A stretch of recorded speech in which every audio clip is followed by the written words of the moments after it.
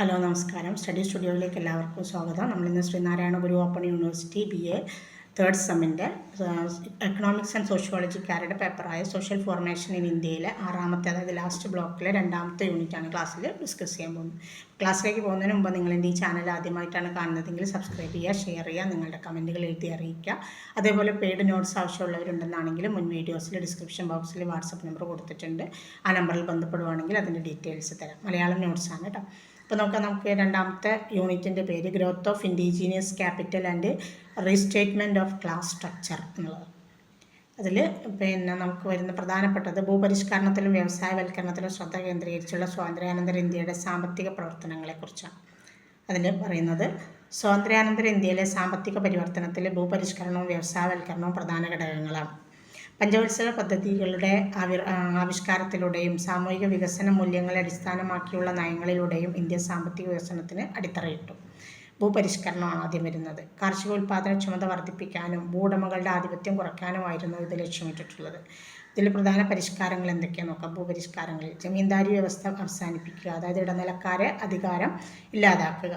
പിന്നെ ഭൂവിതരണ പരിഷ്കരണം, ഭൂമി ഇല്ലാത്തവർക്കിടയിൽ, ചെറുകിട കർഷകർക്കും ഇടയിൽ ഭൂമി വിതരണം ചെയ്യുക. പിന്നെ ഭൂപരിധി നിശ്ചയിക്കുക, ഓരോരുത്തരും കൈവശം വെക്കേണ്ട ഭൂമിക്ക് ഒരു നിശ്ചിത പരിധി നിശ്ചയിക്കുക.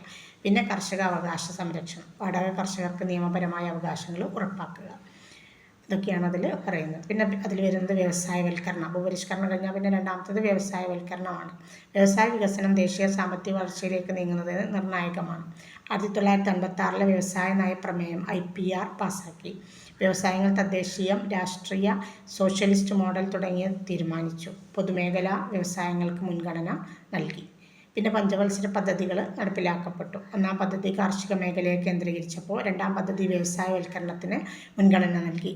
ഘനവ്യവസായങ്ങൾ സ്ഥാപിച്ചു. LIC, ബെല്ല്, സെയിൽ പോലെയുള്ള പൊതു സംരംഭങ്ങൾ സ്ഥാപിച്ചു. തൊഴിൽ സൃഷ്ടി വർദ്ധിച്ചു. അടിസ്ഥാന മേഖല വ്യവസായങ്ങൾ വളർന്നു. ആഗോളതലത്തിൽ സ്വയം പര്യാപ്തത ലക്ഷ്യം കണ്ടു. ഇങ്ങനെ ഒരുപാട് നേട്ടങ്ങൾ ഇതുകൊണ്ട് ഉണ്ടായിട്ടുണ്ട്. എങ്കിലും അഴിമതി, അധ്വാനക്ഷമതയുടെ കുറവ്, സാമ്പത്തിക അസമത്വം, സ്വകാര്യ മേഖലയുടെ സാധ്യത കുറവ് എന്നിങ്ങനെയുള്ള പോരായ്മകളും ഇതിന് ഉണ്ടായിരുന്നു. ഭൂപരിഷ്കരണവും വ്യവസായവൽക്കരണവും ഇന്ത്യൻ സാമ്പത്തിക പരിഷ്കരണത്തിന് അടിത്തറയിട്ടു. സമ്പൂർണ്ണ വികസനം എന്ന ലക്ഷ്യം കൈവരിക്കാൻ ഈ നയങ്ങൾ നിർണായകമായിരുന്നു. പക്ഷേ കാര്യക്ഷമമായ നടപ്പിലാക്കലിൻ്റെ അഭാവം മൂലം സാമൂഹിക സമത്വം കൈവരിക്കാനുള്ള ശ്രമങ്ങൾ ഭാഗികമായിട്ട് മാത്രമേ നടന്നിട്ടുള്ളൂ. ഇനി നെഹ്റുവിയൻ കാലഘട്ടത്തിലെ മിശ്ര സമ്പദ് വ്യവസ്ഥ മാതൃകയെക്കുറിച്ചാണ്. സ്വാതന്ത്ര്യാനന്തര ഇന്ത്യയിൽ ജവഹർലാൽ നെഹ്റു രൂപകൽപ്പന ചെയ്ത സാമ്പത്തിക മോഡൽ പൊതുമേഖലയും സ്വകാര്യ മേഖലയും ഒരുമിച്ച് പ്രവർത്തിക്കുന്ന മിശ്ര സമ്പദ് വ്യവസ്ഥയായിരുന്നു. ഇത് രാജ്യത്തിൻ്റെ സാമ്പത്തിക വളർച്ച ലക്ഷ്യമിട്ടുള്ള ഒന്ന് തന്നെയാണ്. ഇതിൻ്റെ പ്രധാന സവിശേഷതകൾ ഏതൊക്കെയാണെന്ന് നോക്കുക. പൊതുമേഖലയ്ക്ക് മുൻഗണന കൊടുക്കുക, സ്വകാര്യ മേഖലയുടെ പങ്ക് അംഗീകരിച്ചു കൊടുക്കുക, പഞ്ചവത്സര പദ്ധതികൾ നടപ്പിലാക്കുക, നിയന്ത്രിത വിപണി സംവിധാനം കൊണ്ടുവരിക. അതൊക്കെയാണ് അതിൽ ഉദ്ദേശിക്കുന്നത്. ഇനി അതിൻ്റെ പ്രധാന സ്ഥാപനങ്ങൾ: 1950 നിലവിൽ വന്ന ഇന്ത്യൻ പ്ലാനിംഗ് കമ്മീഷൻ, വ്യവസായ വികസന കോർപ്പറേഷൻ, ലൈഫ് ഇൻഷുറൻസ് കോർപ്പറേഷൻ 1956, പിന്നെ steel authority of India, Bharat heavy electricals limited എന്നിവയാണ്. അതിൻ്റെ നേട്ടങ്ങൾ: അടിസ്ഥാന മേഖലാ വ്യവസായങ്ങളുടെ വളർച്ച, തൊഴിലവസരങ്ങളുടെ സൃഷ്ടി, രാജ്യത്തിൻ്റെ സ്വയം പര്യാപ്തത, സാമൂഹിക നീതി ലക്ഷ്യങ്ങൾ ഏറെക്കുറെ നേടാനായി. ഇനി അതിൻ്റെ പോരായ്മകൾ എന്തൊക്കെയാണ്? അഴിമതി വർദ്ധിച്ചു. പൊതുമേഖലയുടെ പ്രവർത്തനക്ഷമത കുറഞ്ഞു. സ്വകാര്യ മേഖലയ്ക്ക് കൂടുതൽ നിയന്ത്രണങ്ങൾ ഏർപ്പെടുത്തേണ്ടി വന്നു. സാമ്പത്തിക സമത്വം തുടർന്നു. അതായത് നെഹ്റുവിയൻ മിശ്ര സമ്പദ് വ്യവസ്ഥ മാതൃക ഇന്ത്യയുടെ ആരംഭകാല സാമ്പത്തിക അടിത്തറ സൃഷ്ടിക്കുന്നതിൽ നിർണായകമായിട്ടുള്ളൊരു പങ്ക് വഹിച്ചിട്ടുണ്ട്.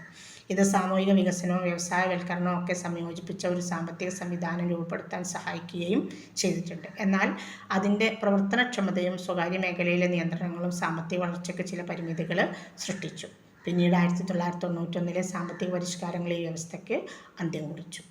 ഇനി നമുക്കിതിൽ 1990-കളിലെ സാമ്പത്തിക ഉദാരവൽക്കരണത്തിൻ്റെയും ആഗോളവൽക്കരണത്തിൻ്റെയും സ്വാധീനമാണ്. 1990-കളിലെ സാമ്പത്തിക ഉദാരവൽക്കരണവും ആഗോളവൽക്കരണവും ഇന്ത്യൻ സമ്പദ് വ്യവസ്ഥയെ മിശ്ര സമ്പദ് വ്യവസ്ഥയിൽ നിന്ന് വിപണി അധിഷ്ഠിത സമ്പദ് വ്യവസ്ഥയിലേക്കുള്ള ഒരു പരിഷ്കരണത്തിന് പ്രചോദനം നൽകി. ഈ പരിഷ്കാരങ്ങൾ ഭാരതീയ സമ്പദ് വ്യവസ്ഥയുടെ ദിശ തന്നെ മാറ്റിമറിച്ചു.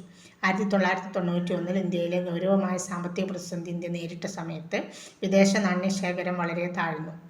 അപ്പോൾ മൻമോഹൻ സിംഗിൻ്റെ അങ്ങനെയുള്ളൊരു സാഹചര്യത്തിൽ IMF, ലോകബാങ്ക് എന്നിവയുടെ സഹായത്തോടെ ഡോക്ടർ മൻമോഹൻ സിംഗിൻ്റെ നേതൃത്വത്തിൽ സാമ്പത്തിക പരിഷ്കാരങ്ങൾ നടപ്പിലാക്കാൻ ഇന്ത്യ നിർബന്ധിതം. ഇനി അതിൽ വന്നത് ഉദാരവൽക്കരണം. രാഷ്ട്രം കർശനമായി നിയന്ത്രിച്ചിരുന്ന മേഖലകളിൽ സ്വകാര്യ സംരംഭങ്ങളെ അനുവദിച്ചു എന്നതാണ് ഉദാരവൽക്കരണത്തിലൂടെ ഉണ്ടായിട്ടുള്ളത്. ലൈസൻസ് രാജ് സംവിധാനം കുറച്ചു. വിദേശ നിക്ഷേപങ്ങൾക്കും സ്വകാര്യവൽക്കരണത്തിനും അനുമതി നൽകി. ആഗോളവൽക്കരണത്തിലൂടെ വിദേശ നിക്ഷേപങ്ങൾക്കുള്ള നിയന്ത്രണങ്ങൾ ലഘൂകരിച്ചു.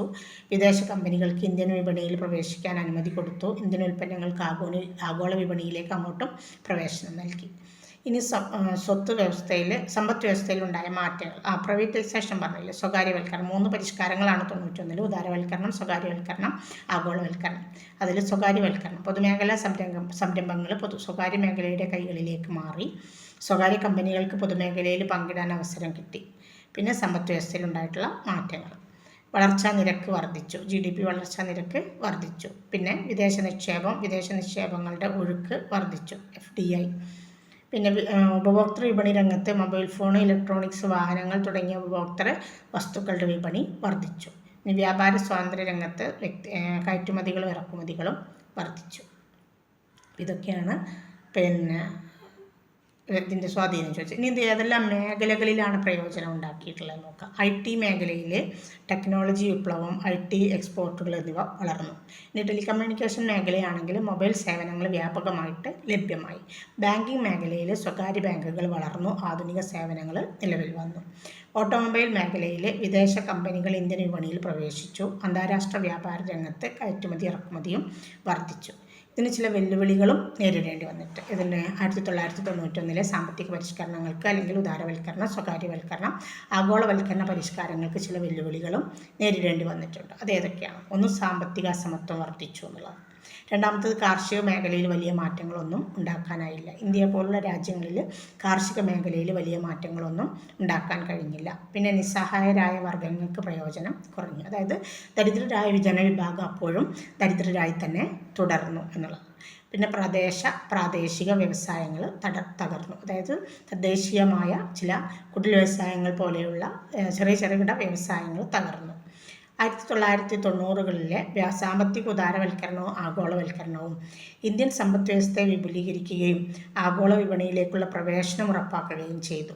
ആഗോളതലത്തിൽ ഇന്ത്യയെ വികസ്വര രാജ്യത്ത് നിന്ന് വേഗത്തിൽ വളരുന്ന സമ്പദ് വ്യവസ്ഥയിലേക്കുള്ള മാറ്റത്തിലേക്കത് നയിച്ചു. അതായത് ഇന്ത്യ വികസനത്തിൽ നിന്ന് വേഗം വളർന്നുകൊണ്ടിരിക്കുന്ന ഒരു സമ്പദ് വ്യവസ്ഥയുള്ള രാജ്യങ്ങളായിട്ട് ഇന്ത്യയെ മാറ്റി. എങ്കിലും ഈ പരിഷ്കാരങ്ങൾ സാമ്പത്തിക അസമത്വം വർദ്ധിപ്പിച്ചു എന്നത് നമ്മൾ പ്രത്യേകം പരിഗണിക്കണം. അതായത് എല്ലാ മേഖലയിലും നേട്ടങ്ങൾ ഉണ്ടായിട്ടില്ല. ഇപ്പോൾ നമുക്ക് പറഞ്ഞല്ലോ, ആഗോള രംഗത്തേക്ക് ഇന്ത്യക്ക് പ്രവേശിക്കാമെന്ന് പറഞ്ഞു. പക്ഷേ നമുക്ക് അങ്ങനെ മുതൽ മുടക്കിയിട്ട് അല്ലെങ്കിൽ മൂലധനം നിക്ഷേപിച്ചിട്ട് വിദേശ രാജ്യങ്ങളിൽ പോയിട്ട് വിദേശ രാജ്യങ്ങൾ ഇവിടെ വന്ന് ചെയ്യുന്നത് പോലെ ചെയ്യാനുള്ള മുതൽ ആരുടെ കൈകളിലില്ല? ഇന്ത്യൻ സർക്കാരിൻ്റെ കൈകളിൽ ഇല്ല. അതുകൊണ്ട് തന്നെ പല വ്യവസായങ്ങളും ഇവിടെ വന്ന് തുടങ്ങിയെങ്കിലും നമുക്ക് പല രാജ്യങ്ങളിലും പോയിട്ട് വ്യവസായങ്ങൾ തുടങ്ങാനുള്ള സാധ്യതക്കുറവുണ്ടായിരുന്നു. അതേപോലെ തന്നെ ഇന്ത്യ ഒരു കാർഷിക രാജ്യമാണ്. കാർഷിക മേഖലയ്ക്ക് ഈ ആഗോളവൽക്കരണം ഒട്ടും ഗുണം ചെയ്തിട്ടില്ല എന്ന് പറയുന്നതായിരിക്കും വാസ്തവം. ഓക്കെ, ഇത്രയാണ് ഈ യൂണിറ്റിൽ വരുന്നത്. ബാക്കി നമുക്ക് അടുത്ത ക്ലാസ്സിൽ നോക്കാം. Okay, thanks.